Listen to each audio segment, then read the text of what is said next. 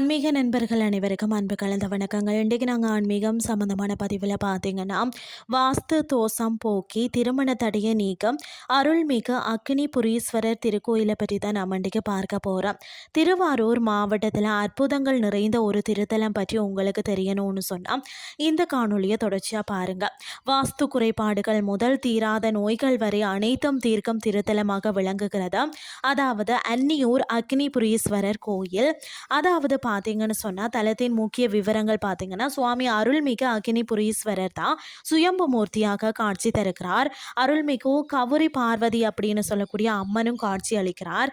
அது மட்டும் இல்லாமல் பார்த்தீங்கன்னா, இந்த வாஸ்து பரிகார தலம்னு சொல்லப்படுகிறது.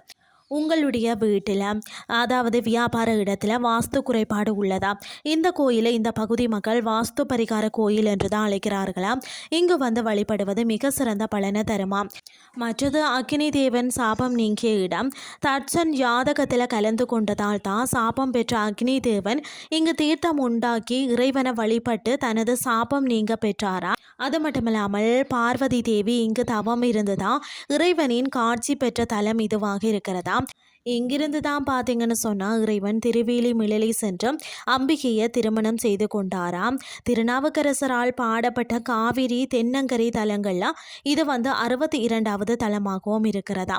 வழிபாட்டு பலன்கள் நேர்த்திக்கடன்கள் பார்த்தீங்கன்னு சொன்னால் புதிதாக வீடு கட்டணும்னு சொன்னால் சொந்த வீடு கனவு நிறைவேறணும்னு சொன்னாலும் அந்த கட்டிட பணியில் உள்ள தடைகள் நீங்கவும் 7 செங்கற்களை கொண்டு வந்து இங்கே வச்சு பூஜை செய்துட்டு எடுத்து சென்றாலே தடையின்றி வேலை முடியும் என்பது ஐதீகமாக இருக்கிறது.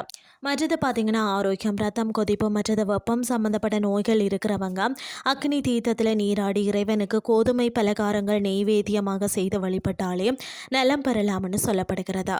அது மட்டும் இல்லாமல் இங்கு அர்ச்சனை செய்துட்டு அருகில் உள்ள திருவேலி மிளலை சென்று வழிபட்டாலே விரைவில் கட்டி மேளம் கொட்டுமா.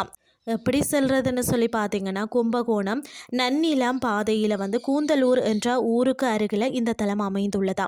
உங்கள் நண்பர்களுக்கும் உறவினர்களுக்கும் இந்த பயனுள்ள தகவலை பகிருங்கள்னு சொல்லி கூறிக்கொண்டு இன்றைய ஆன்மீகம் சார்ந்த பதிவை நிறைவு செய்து கொள்கிறேன். இதே மாதிரி மற்றும் ஒரு ஆன்மீகம் சார்ந்த பதிவோடு உங்களை சந்திக்கிறேன். நன்றி.